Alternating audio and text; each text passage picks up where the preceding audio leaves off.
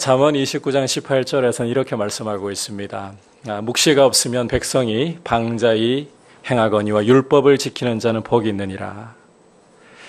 이 말씀을 좀 쉽게 번역을 하면 이렇게 됩니다. 꿈이 없는 민족은 망하지만 율법을 지키면 복을 받는다. 자, 말씀 조금만 더 설명을 드리겠습니다. 방금 보신 말씀 후반부에서 율법을 지키면 복을 받는다고 했죠. 반대로 율법을 지키지 않으면 저주를 받고 망하게 된다. 자, 이 부분이 말씀 전반부를 해석하는 열쇠 역할을 합니다. 율법을 지키지 않으면 어떻게 된다고요? 망하게 된다. 자, 그런데 말씀 전반부를 보니까 꿈이 없어도 망한다. 따라서 꿈이 없는 민족이 망한다는 것과 율법을 지키는 문제, 하나님 말씀을 지키는 문제는 동떨어진 문제가 아니라 직결되어 있다는 거예요. 결국 말씀했듯이 이런 겁니다. 하나님의 말씀을 지키지 않으면 거룩한 꿈을 꿀 수 없고 거룩한 꿈을 가지지 못한 민족은 망하게 된다. 따라서 우리는 잠언을 통해서 이런 결론을 도출할 수 있습니다. 거룩한 꿈과 소망은 하나님의 말씀으로부터 나오는 것이고 하나님의 말씀을 지키면서 거룩한 꿈을 꾸지 않는다면 결국은 민족이라 할지라도 망할 수밖에 없다는 것입니다. 여러분 기억하십시오. 하나님의 말씀을 버리면 거룩한 꿈을 꿀 수가 없습니다. 거룩한 꿈을 꾸지 못하면 결말은 망하는 것으로 달려갈 수밖에 없는 것입니다. 그러나 하나님의 말씀을 지키면 거룩한 꿈을 꾸기 시작하고 꿈의 사람이 되고 하늘의 복을 경험하게 될 줄 믿습니다. 저는 우리 민들레 교회가 거룩한 꿈을 꾸는 하나님의 말씀을 먹고 그 말씀이 주는 거룩한 꿈을 꾸는 교회가 될 수 있기를 주의 이름으로 축복합니다. 오늘 함께 우리가 보고자 하는 바로 이 에스겔의 말씀은 거룩한 꿈이 성도에게, 교회에게 얼마나 중요한 역할을 하는가. 그리고 이 꿈을 잃어버린 교회가 어떻게 해야 다시 살아날 수 있는가. 이 내용을 너무나도 잘 보여주고 있습니다. 이 말씀 통해서 주시는 메시지를 함께 들으려고 합니다. 자, 먼저 거룩한 꿈을 잃어버린 하나님의 말씀을 놓침으로 거룩한 꿈을 잃어버린 성도의 모습이 어떠한가. 한번 따라할까요? 아주 말라버린 뼈와 같습니다. 하나님의 말씀을 잃어버리고 그 말씀이 주는 꿈을 잃어버렸다면 외모가 어떠하든지 외관이 어떠하든지 아주 말라버린 뼈와 같습니다. 1절, 2절 함께 읽겠습니다. 시작. 여호와께서 권능으로 내게 임재하시고 그의 영으로 나를 데리고 가서 골짜기 가운데 두셨는데 거기 뼈가 가득하더라. 나를 그 뼈 사방으로 지나게 하시기로 본즉 그 골짜기 지면에 뼈가 심이 많고 아주 말랐더라. 자, 함께 읽은 말씀 1절에서 성령께서 환상 가운데 에스겔을 한 골짜기로 이끌어가서 두시는 것을 볼 수 있습니다. 주목할 것은 바로 이 골짜기가 뼈로 가득한 골짜기였다는 것입니다. 동서고금을 막론하고 뼈는 죽음과 절망을 상징하는 것입니다. 따라서 이 에스겔이 이끌려간 골짜기에 뼈가 가득했다. 죽음과 절망의 골짜기라는 거죠. 혹시라도 생명의 흔적을 찾아볼 수 있을까? 2절을 보시면 하나님이 에스겔을 이 골짜기 사방으로 다니게 하시는데 에스겔이 보니까 풀 한 폭이라도 생명의 흔적을 찾을 수가 없어요. 눈에 보이는 것은 건들기만 해도 바스러질 정도로 아주 말라버린 뼈들로만 가득 차 있는, 하나님이 에스겔을 이끌어 가셔서 보여주시고 있는 이 골짜기의 모습은 그야말로 죽음과 절망으로 뒤덮여 있는 그런 모습 자체였다는 것입니다. 자, 그렇다면 이제 성령께서 에스겔에게 보여주려고 하셨던 이 골짜기에 말라 있는 뼈들이 무엇을 가리키는가? 11절에서 읽진 않았지만 11절에서 그 해석을 주고 있습니다. 우리 11절 말씀 함께 말씀 좀 올려주시겠어요? 같이 읽겠습니다. 시작. 또 내게 이르시되 인자야 이 뼈들은 이스라엘 온 족속이라. 그들이 이르기를 우리의 뼈들이 말랐고 우리의 소망이 없어졌으니 우리는 다 멸절되었다 하느니라. 자, 하나님이 골짜기의 뼈들을 가리켜 뭐라고 말씀하십니까? 이스라엘 족속이다. 바벨론의 포로로 끌려가서 절망에 빠져 있는 꿈과 소망을 잃어버린 이스라엘의 모습이 바로 이 골짜기의 마른 뼈들과 같다. 하나님의 말씀을 버리고 죄를 지은 결과는 망국이 되고 포로로 끌려가는 수모와 고통을 당하는 것이었습니다. 그런데 여러분, 이보다 더 큰 문제점은 말씀을 버리고 죄를 지은 정말 큰 문제점은 이스라엘이 꿈과 소망을 잃어버렸다는 거예요. 사실 이스라엘에게는 모세를 통해서, 솔로몬을 통해서, 선지자들을 통해서 주신 약속이 있습니다. 이스라엘에게 꿈을 주고 소망을 주는 약속이 있습니다. 그 대표적인 예가 바로 신명기 30장과 열왕기상 8장에 기록이 되어 있어요. 이스라엘이 비록 죄를 짓고 나라가 망해서 포로로 끌려갔다 할지라도 그 포로지에서 전심으로 회개하고 하나님을 전심으로 찾고 구하면 하나님은 이스라엘이 어디에 포로로 흩어져 있든지 심지어 하늘가에 있다 할지라도 그들을 모아서 다시 포로에서 회복시켜 주시겠다. 소망의 약속이 있어요. 회복의 약속이 있어요. 문제는 이스라엘이 이 바벨론 포로라는 눈앞에 보이는 당면한 현실에 묶여 있는 나머지 이 하나님의 약속을 기억하지를 못한다는 겁니다. 하나님의 약속을. 다시 말해서 말씀이 주는 그 거룩한 꿈과 거룩한 소망을 잃어버렸다는 거예요. 하나님은 바로 이 모습을 가리켜서 아주 말라버린 뼈와 같다고 말씀하고 계시는 겁니다. 여러분, 하나님 말씀을 잃어버리고 그 말씀이 주는 소망과 꿈을 잃어버리고 있다면 잘 기억하셔야 됩니다. 말라버린 뼈입니다. 성도는 현실에 안주하거나 현실에 눈이 묶여가지고 살아서는 안 됩니다. 당면한 이익에 급급한 나머지 하나님 말씀이 뒷전으로, 하나님 약속이 뒷전으로 던져지는 일이 없어야 한다는 말입니다.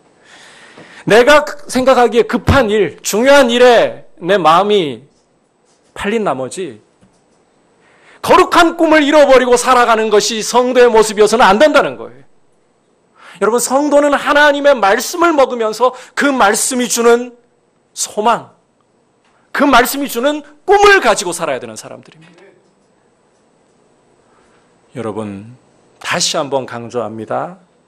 눈앞에 보이는 현실에만 안주한다면, 내게 닥쳐 있는 이 현실의 문제를 풀기에만 급급한 나머지 하나님 말씀을 잊어버리고 있다면, 아니 당장 지금 돈이 급한데, 당장 건강의 문제가 해결되어야 되고, 이 속썩이는 자녀의 문제 풀어야 되고, 물론 이 문제들이 하찮고 중요하지 않다는 이야기를 하자는 게 아닙니다. 중요합니다. 풀어야 됩니다. 그런데 이 문제에 사로잡힌 나머지 하나님의 약속을 잃어버리고 있다면, 하나님이 주시는 거룩한 꿈을 잃어버리고 있다면 우리는 말라버린 뼈입니다. 여러분, 외모, 외관 중요한 거 아닙니다. 교회를 이야기하자면 교회의 화려한 건물도 많이 모이는가, 이 숫자도 중요한 문제가 아닙니다. 하나님의 약속을 붙잡고 있는가, 하나님 약속이 주는 그 거룩한 꿈을 붙잡고 있는가, 이 사실이 중요할 뿐이에요. 우리 한번 따라할까요? 하나님 말씀이 주는 거룩한 꿈을 꾸는가. 우리는 하나님의 말씀을 먹고 그 말씀으로부터 우리에게 주어지는 꿈을 품고 살아가야 하는 사람들입니다. 우리는 현실이라는 거센 풍파 속에서도 그 현실에 묶이지 않고 창공을 향해서 날개를 힘차게 치며 날아오르는 독수리들로 부르심을 받았습니다. 독수리로 부름받았는데 먹거리가 있나 땅만 들여다보고 있는 날개짓을 하지 않으려고 하는 닭이 되어서야 되겠습니까? 제가 부목사 시절에 대전에서 사역을 섬기면서 아이들 데리고 한 번씩, 지금은 오월드로 이름이 바뀌었습니다만 대전동물원을 간 적이 있는데, 독수리 사육사로 가보면 지금도 살아있는지 모르겠습니다. 독수리 한 마리가 늘 바닥에 있어요. 당연히 독수리니까 멋진 날개를 상상하고 다가갔죠. 날개 하나가 없어요. 이 독수리는 날 수가 없는 거예요. 닭이 되어 있는 거예요. 이게 말이 되겠습니까, 성도가? 우리는 하늘의 생명으로, 영생으로 부르심을 받은 사람들입니다. 그런데 마른 뼈로 살아서야 되겠습니까? 여러분, 하나님의 말씀을 통해서, 그 약속을 통해서 우리에게 주어지는 거룩한 꿈을 꿀 수 있는 사람들 될 수 있기를 축복합니다. 우리 민들레 교회가 꿈을 먹고 살아가는 교회가 될 수 있기를 축복합니다. 그런데 여러분, 내가 스스로 꿈을 꾸게 되면, 한번 따라합시다. 야망입니다. 야망인 거예요. 내가 꾸는 꿈은. 하나님의 말씀으로부터 꿈을 꾸기 시작하면 이것은 거룩한 꿈이 되는 거예요. 아무리 중요한 문제가 있어도, 그 문제가 나를 압도하는 것처럼 보여도 하나님의 약속의 말씀 잊어버리지 말고, 말씀이 주는 거룩한 꿈을 품고 하나님을 향해, 하늘을 향해 날개짓을 하며 올라가는 독수리들이 되시기를 주의 이름으로 축복합니다. 꿈꾸는 교회가 되어야 돼요. 자, 그렇다면 다 이렇게 꿈을 꾸면 좋겠는데, 솔직히 말해서 오늘 우리 한국교회부터 남 일이 아닙니다. 에스겔이 보았던 이 골짜기의 마른 뼈와 같은 모습이 오늘 한국교회의 모습입니다. 혹 이 자리에 나와 있으면서 이렇게 우리의 심령이 겉은 멀쩡해 보이는데 말라 있을지도 모르겠습니다. 어떻게 해야 이 마른 뼈 같은 모습이 살아 일어날 수 있을까요? 바로 두 가지 역사를 통했습니다. 따라합시다. 말씀과 성령의 균형 있는 역사가 마른 뼈를 살립니다. 여러분, 마른 뼈를 살리는 것은 하나님의 긍휼로 주시는 말씀과 성령님의 역사를 통해서입니다. 자, 먼저 말씀의 역사, 우리 같이 7절, 8절 읽겠습니다. 시작. 이에 내가 명령을 따라 대언하니 대언할 때에 소리가 나고 움직이며 이 뼈 저 뼈가 들어맞아 뼈들이 서로 연결되더라. 내가 또 보니 그 뼈에 힘줄이 생기고 살이 오르며 그 위에 가죽이 덮이나 그 속에 생기는 없더라. 자, 아주 말라버린 뼈들이 어떻게 할 때 움직이고 있습니까? 내가 명령을 따라 대언하니 대언할 때에, 자, 에스겔이 하나님의 말씀을 대언할 때에, 하나님의 말씀을 뼈들에게 선포할 때에 이 뼈들이 큰 소리를 내면서 서로 연락하기 시작합니다. 힘줄이 오르고 살이 오르고 가죽이 덮이기 시작하고 사람의 모양을 이루기 시작하는 겁니다.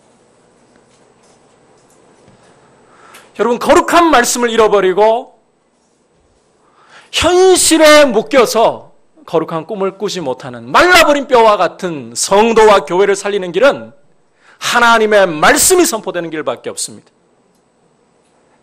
하나님의 말씀이 바르게 진실하게 선포될 때에 더뎌 보입니까? 이 말씀 목회하려고 하면 때로는 눈에 띄는 변화가 확 안 나타나요. 주변의 목회자분들과 이야기 나눠봐도 하시는 말씀들이 그래요. 말씀 목회하려고 하면 참 더디다 그래요. 더딘 것 같지요? 그런데 교회가 말씀을 통해서 교회다움을 이루어가게 됩니다. 말씀 없이는 교회가 더딘 것 같지만 강건하게 되질 않아요.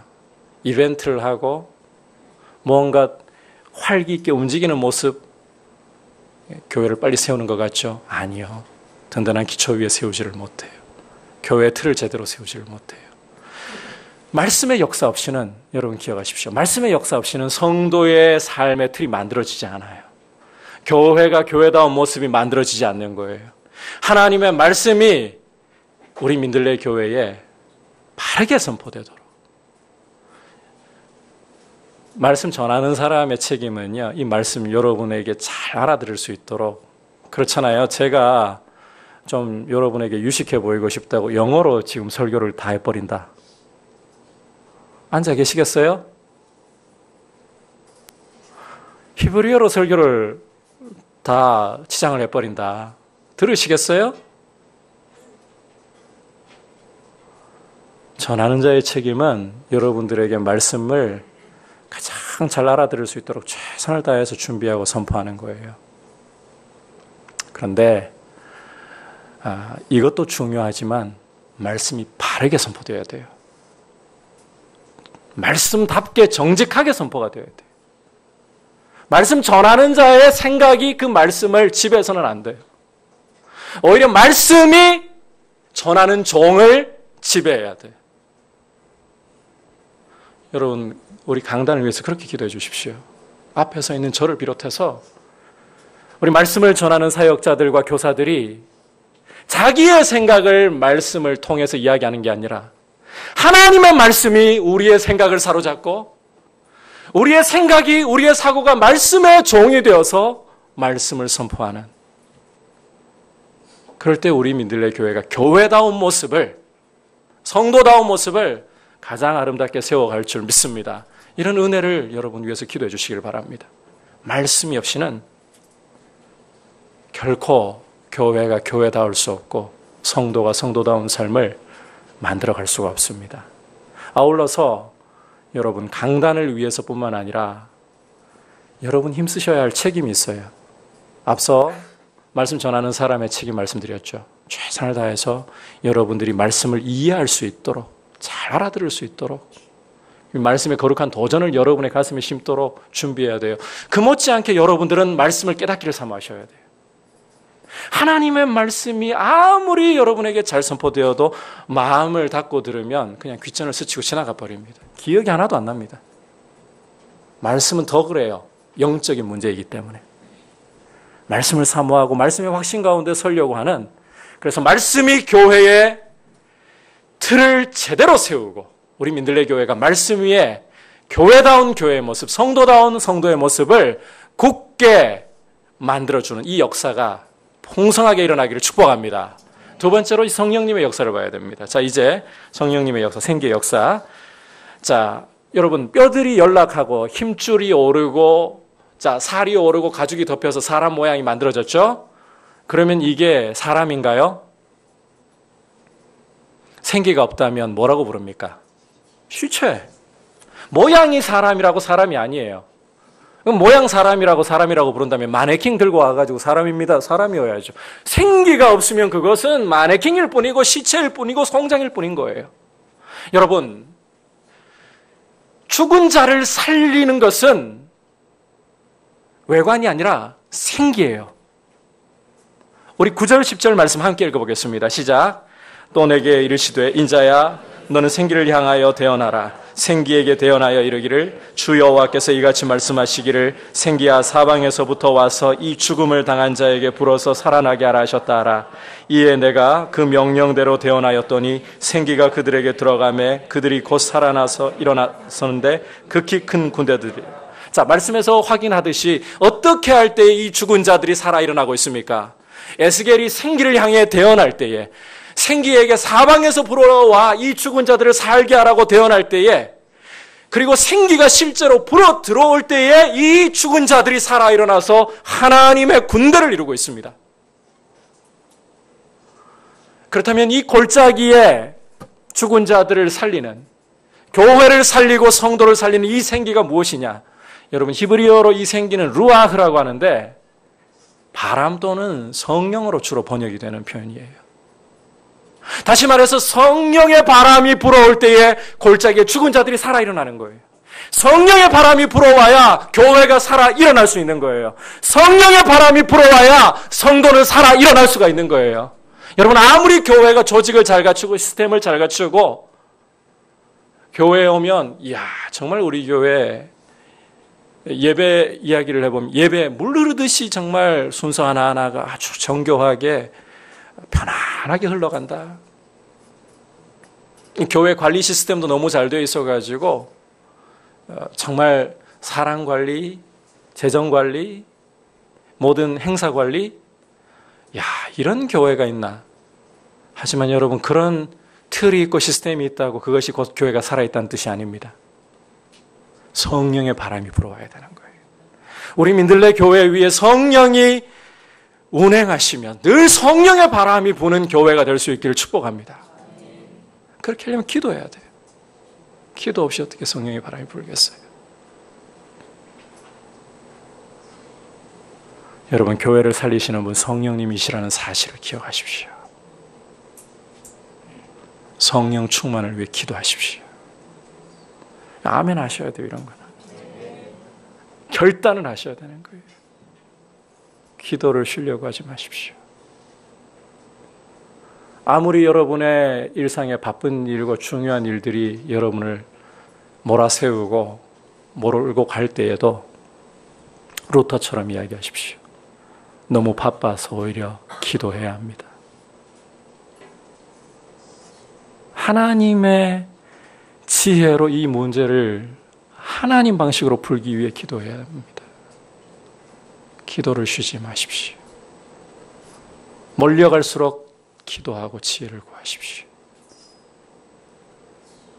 여러분, 말씀과 성령의 역사가 없이는 말라버린 뼈들이 살아나지를 않습니다. 균형 있는 말씀과 성령의 역사. 우리가 이런 말씀을 들을 때 한쪽으로 치우치기 쉬운 이 극단적인 성향을 우리 죄성을 가진 사람들은 항상 갖고 있어요. 말씀 공부를 좋아하는 분들은 말씀만 열심히 팔려고 해요. 또 성령님의 그 풍성한 역사를 경험해보면 그것만을 또 추구하고 싶어 해요. 그런데 여러분, 균형이 없이는 올바로 갈 수가 없어요. 말씀만 있고 혹은 성령의 역사만 있고 이래서는 안 돼요. 말씀 없는 성령의 역사는 신비주의와 번영주의로 흐릅니다. 반대로 성령의 역사가 빠져버린 말씀은 머리만 커지고 입만 살아있는 교회를 만들고 행동하지를 않습니다. 우리 민들레 교회에 강단에서 그리고 우리가 말씀을 나누고 가르치는 자리마다 우리 사역자들 정말 깨어 있어야 돼요. 정말 열심히 준비해야 돼요. 말씀 준비 못했다는 핑계를 대면 안 돼요. 우리 교사들 아이들한테 어떻게 가르쳐야 될지 모르겠어요. 준비 안 돼 있으면 안 돼요. 책임감을 가져야 돼요. 말씀이 교회를 교회답게 세우는 것인데, 그리고 성령의 바람이 불어오기를 기도해야 돼요. 여러분, 제가 이 강단에 서기 전까지 얼마나 신경 쓰이는지 몰라요. 그래서 제가 오늘 한번 좀 여러분께 부탁의 말씀을 드릴게요. 주일 1부 전과 2부 전에는 아무리 중요한 일이라도 저 찾아오지 마세요, 여러분. 이 제가 부탁드리는 거예요. 심지어 장례가 터져도 메모해서 저한테 나중에 전달해 주시지 말씀하지 마세요. 그만큼 여러분, 이 설교자가요, 마음이 흔들리는 게 참 위험한 문제거든요. 사탄은 여러 가지 일로 마음을 흔들려고 해요. 그만큼 말씀의 책임이 중요한 거예요. 성령의 바람이 불어오기를 구하셔야 돼요. 여러분, 기도하는 사람은 건드리지 마세요. 중요한 일이 있어도. 기도하게 해두세요. 우리가 급하지 하나님 급하시지 않아요. 말씀과 성령의 역사가 일어날 때 여러분, 하나님이 긍휼로 말라버린 뼈들을 살리시는 방법이 다른 거 아닙니다. 말씀과 성령의 역사로 살리고 계십니다. 조직이 살리는 게 아닙니다. 프로그램이 살리는 게 아닙니다. 하나님의 말씀과 성령의 역사가 살립니다. 이런 일이 교회 안에 풍성하게 일어나야 살아있는 교회 되는 거예요. 우리 예배의 현장이 그런 예배의 현장이 될 수 있기를 기도하고 사모하고, 여러분 우리 주일마다 그래야 되지 않겠습니까? 저 그런 책임감이 있어요. 인간적으로도 이런 책임감이 있어요. 이 자리에는 저 김천에서 고속도로 타고 오는 분도 있잖아요. 상인동에서 빨리 오는 길 뚫렸다고 좋아하면서 그 통행료 비싸게 내면서 오는 분들도 있잖아요.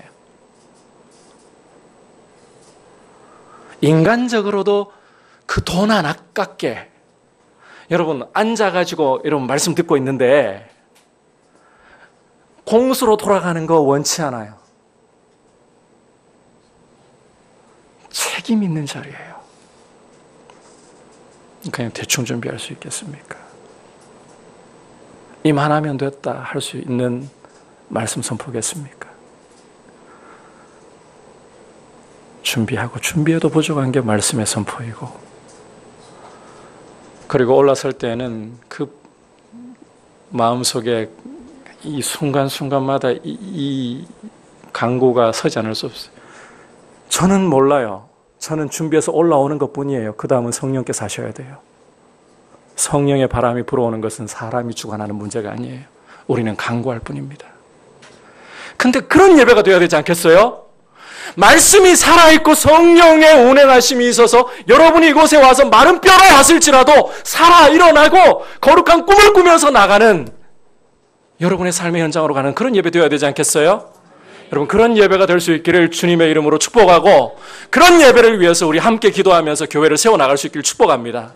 자, 마지막으로 오늘 말씀에서 이런 말씀의 역사, 성령의 역사가 마른 뼈를 살리는 아주 핵심이고 중요한, 없어서는 안 될 역사라는 거 보았는데, 하나님은 이런 역사를 대언자를 통해서 행하신다는 것입니다. 그래서 대언자를 찾으시는 하나님의 모습을 오늘 말씀에서 읽을 수 있어요. 우리 3절 함께 읽겠습니다. 시작.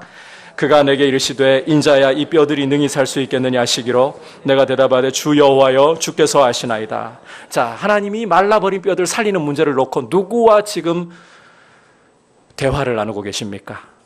에스겔이죠. 그런데 그냥 에스겔이라고 하고 끝내버리시면 안 돼요. 이 에스겔이 어떤 사람, 어떤 일을 하고 있는지를 주목을 하셔야 돼요. 자, 에스겔에게서 우리가 먼저 보아야 할 점은 너무 단순하지만 하나님의 음성을 듣고 있다는 점입니다. 그런데 기계적으로 하나님의 음성을 듣고 끝나는 사람이 아니라 하나님이 이 사람에게 이 마른 뼈를 살리실 것을 질문하시고 마음을 나누고 계신다는 점 주목하셔야 돼요. 다시 말해서 이 에스겔은 하나님의 음성을 들으면서 그 음성에 반응하는 하나님의 마음을 느끼고 있는 사람이라는 겁니다.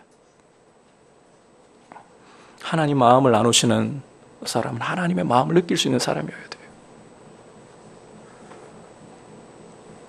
바로 이런 사람을 통해 하나님의 말씀이 선포가 되고 있고 성령의 바람이 불어오고 있습니다. 여러분, 하나님이 말라버린 뼈와 같은 성도를 살리고 교회를 살리는 일을 하실 때에는 사람을 통해서 하십니다. 하나님을 알고 있는, 하나님의 음성을 듣고 그 마음을 느끼는 사람을 통해 그 일을 하시는 거예요. 이런 고민이 되시죠? 그렇다면 누가 이 하나님의 음성을 듣고 하나님의 마음을 느끼는가? 여러분, 하나님의 음성을 많이 듣느냐 적게 듣느냐 이 문제보다 더 중요한 문제는, 우리가 그 신앙생활하면서 이런 딜레마가 종종 있어요. 하나님의 말씀 잘 듣고 싶고 하나님의 음성을 풍성하게 듣고 싶은데, 근데 신앙생활 정말 하나님 앞에 진실하게 열심히 해도 어떤 분들은 질문해 보면 저는 목사님 말씀을 그렇게 잘 듣는 것 같지 않아요. 하나님 음성이 잘 들리는 것 같지 않아요. 어떤 분들은요, 교회 오시고 얼마 안 됐는데도 하나님 이렇게 말씀하셨어요. 하나님이 저렇게 말씀하셨어요. 하나님 음성을 너무 잘 듣는 것 같아요. 그러면 이거 도대체 뭐지? 나는 왜 이렇게 하나님의 음성을 못 들을까? 그런데 여러분, 많이 듣고 적게 듣고의 문제가 아닙니다. 작은 계명이라도, 여러분 성경이 하나님의 말씀 그 자체잖아요. 성경을 읽을 때 여러분의 가슴을 찌르는 말씀이 있습니까?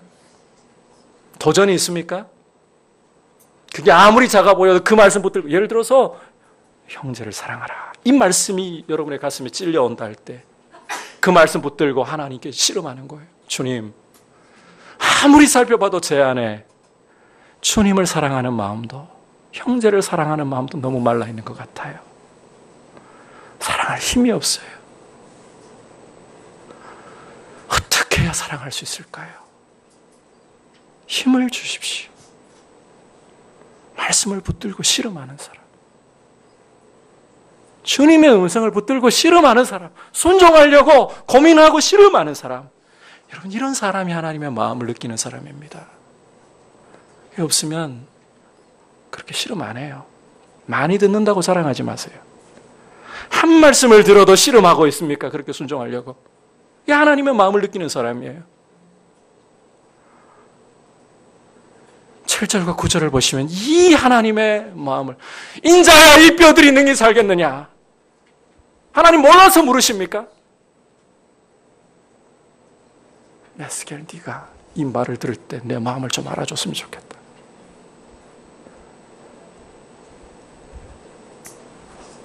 내 마음 좀 알아줬으면 좋겠다. 나 살리고 싶다. 저 말라버린 내 백성들, 저 소망을 잃어버리고 마른 뼈와 같은 내 백성들 좀 살리고 싶다. 내 마음 너 알아주겠니? 그냥 말씀을 흘려쳐버리는 게 아니라 한 말씀을 들어도 그 말씀 붙들고, 주님, 어떻게 이 말씀을 순종으로 옮길 수 있을까요? 실패하는 게 문제 아닙니다. 여러분, 실패 왜 그렇게 겁내세요? 여기 부모님들, 애들이 걸음마 배울 때 넘어진다고, 야, 이놈의 자식아, 너 왜 넘어지냐고 매드시겠어요? 아니지. 옳지. 잘한다, 잘한다. 박수 쳐주지 않나요? 그래, 힘내. 손 내밀어 주지 않나요? 여러분, 하나님이 우리의 연약함 모르십니까? 우리의 죄성을 모르십니까? 우리 위에 십자가의 독생자를 내어주셨습니다. 그리고 성령을 주셨습니다. 중요한 것은 순종하려고 하느냐는 거예요. 말씀 때문에 이 말씀 어떻게든 주님 지키고 싶습니다. 말씀을 붙들고 고민하고 어떻게 하면 형제를 사랑할 수 있을까요? 그리고 주님, 저 형제를 주님은 어떻게 생각하고 계십니까? 제가 알고 싶습니다. 하나님 마음을 느끼는 사람들이에요. 하나님이 이런 한 사람을 찾고 계시는 거예요. 7절 9절을 보시면 이 에스겔을 통해 대언하심으로 살리시잖아요. 저는 우리 민들레 교회가 이렇게 하나님의 말씀을 대언할 수 있는 사람들이 일어나는 교회 되기를 축복합니다. 제가 이 말씀 준비하면서 솔직히 제 마음에 그랬어요. 남아공에 가서부터 이 목사가 주일 딱 지나고 나면 그 다음에 무슨 고민이 시작되는가 하면 주일 오후부터 안도의 한숨과 더불어 다음 주에는 어떻게 말씀을 전해야 되나, 이게 계산이 지금 머릿속에서 돌기 시작해요. 남아공 가가지고 창세기 강해를 이어가야 될까? 근데 마음에 또 하나 부담으로 오는 말씀이 오늘 이 말씀이었어요. 에스겔서 37장을 꼭 전해야 되겠다라는 부담이 왔어요. 이게 창세기 강해도 하고 싶고 에스겔 말씀도 전해야 되고, 이거부터가 이제 말씀에 준비하는 데 있어서 갈등이 오기 시작하고, 오늘부터 또 우리 청년부 수련회입니다. 저녁에 말씀 이제 또 전해야 되는데 이게 또 같이 부담으로 오기 시작하고 마음이 안 잡혀요. 마음이 집중이 안 돼요. 말씀 준비하는데. 솔직히 그래요. 잘 전하고 싶어요, 여러분. 제 강단에서 여러분에게 말씀 정말 잘 전하고 싶어요. 그런데 잘 전하는 것보다 더 중요한 문제가 뭐냐? 하나님의 마음을 품고 교회를 살리기 위해, 세우기 위해 전하려고 하느냐? 저 그런 목사가 되고 싶어요. 목사만 그런 게 아니에요, 여러분. 사실 목사의 자리가 하나님이 교회를 세우기 위해 주신 특별한 자리인 건 맞습니다만은, 교회를 세우는 것은 목사의 역할만이 아닙니다. 목사는 오히려 교회를 무장시키고 실제 일하는 분들은 여러분입니다. 여러분, 여러분이 하나님의 음성을 듣고 그 하나님의 마음을 느끼기 시작한다면 목회자가 아니어도 상관없습니다. 하나님은 바로 여러분을 통해 말씀의 역사와 생기의 성령의 역사가 일어나게 하실 것입니다. 저는 여러분이 그런 사람이 되고 싶은 욕심을 가지셨으면 좋겠습니다. 거룩한 욕심, 거룩한 꿈을 가지시기를 바랍니다. 여러분, 우리 민들레 교회가요, 그냥 숫자만 많이 모인다면 저는 목회 잘못한 사람이에요. 그럴까 봐 두려워요. 요즘 큰 교회를 보면 욕하고 싶은 건 아닌데 현실이 그렇다 보니까 이런 이야기가 나와버리게 되는데, 많은 젊은이들이 익명으로 지내고 싶어서 등록을 하지도 않은 채 많이 갑니다. 또 홍기가 차 있는 청년들은 내 배우자 없을까? 큰 데 가면 어장이 넓으니까. 맞잖아요. 현실적으로는 맞잖아요. 퍼센티지가 올라가. 근데 그런다고 자기 배우자 만나는 건 아니더라고요. 주님 만나게 해주셔야 되지.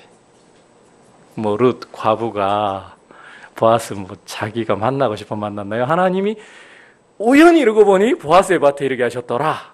우연히도 하나님의 손에 붙잡혀 보아스 만나게 하신 거 아닙니까? 하나님이 이끌어 가시니까. 그거는 그냥 사담이고, 중요한 건 그래요. 우리 민들레 교회가 그냥 모이는 조직이라면 공중분해돼도 돼요. 여러분, 모여가지고 뭐 하자는 겁니까? 뭐 하자는 겁니까?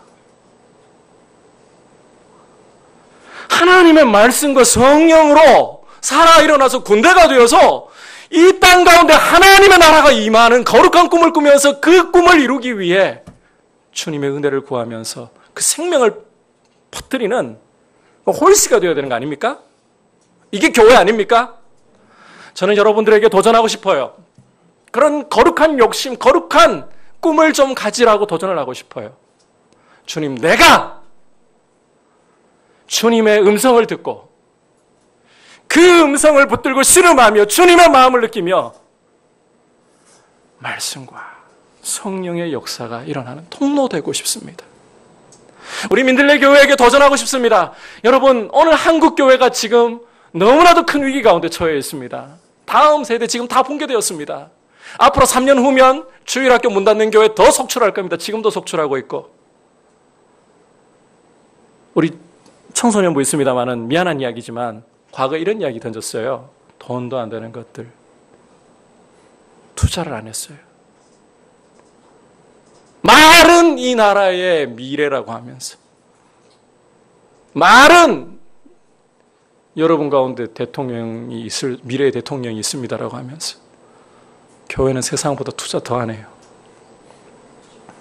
저는 우리 민들레 교회가 브릿지하우스를 이렇게 사실 현실적으로 봐서 이 건물 확장하는 게 더 당면한 현실에 보기에는 좋을 수도 있습니다. 그런데 다음 세대를 위해 거룩한 허비하는 이 모습이 너무 감사해요. 꿈을 위해 다음 세대, 한국 교회를 세울, 여러분, 제가 이게 그냥 하는 말이 아니에요. 큰 교회에서 사람 많기 때문에 인재가 일어난다고 생각하십니까? 말씀이 있고 꿈이 있고 성령의 역사가 있는 교회에서 인재가 일어나는 거예요.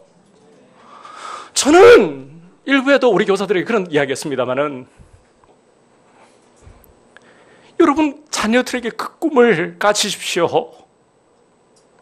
주님, 내 자녀가 정말 하나님의 말씀을 대언할 수 있는 성령의 역사를 불러오게 하는 그런 태연자 되는 거 보고 싶습니다. 우리 민들레 교회의 자녀들이 우리 한국 교회 다시 일으켜 세우는 하나님의 말씀과 성령의 통로가 되는 그런 자녀들로 자라나는 거 보고 싶습니다. 그 꿈을 꾸겠습니다. 그런 사람 통해 여러분 일으키십니다.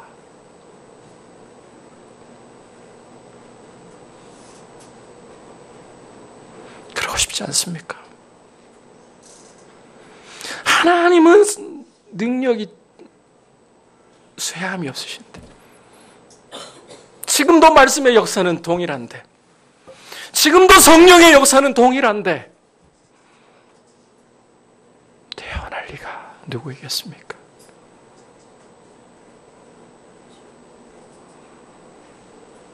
거룩한 꿈을 꾸십시오.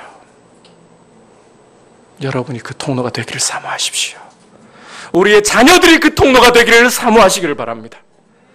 여러분, 사람이 많은 곳에서 인재가 나는 것이 아니라 하나님의 말씀의 역사와 성령의 역사가 있는 곳에, 거룩한 꿈이 있는 곳에 저는 신뢰합니다.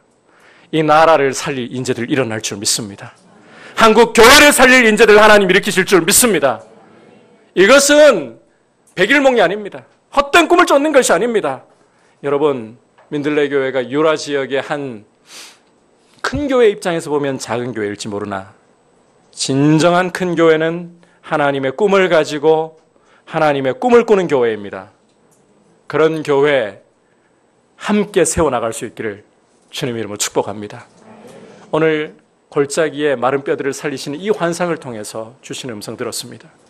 여러분, 성도가 하나님의 약속을 잃어버리고 현실에만 묶여서 살아간다면, 당면한 일들만을 하나님 약속 없이 풀어나가려고 하고 있다면, 그 문제가 아무리 급하고 중요해 보여도요, 그리고 그 문제를 또 잘 풀어서 아무리 외관이나 내 모습이 화려해 보일지 몰라도 마른 뼈입니다.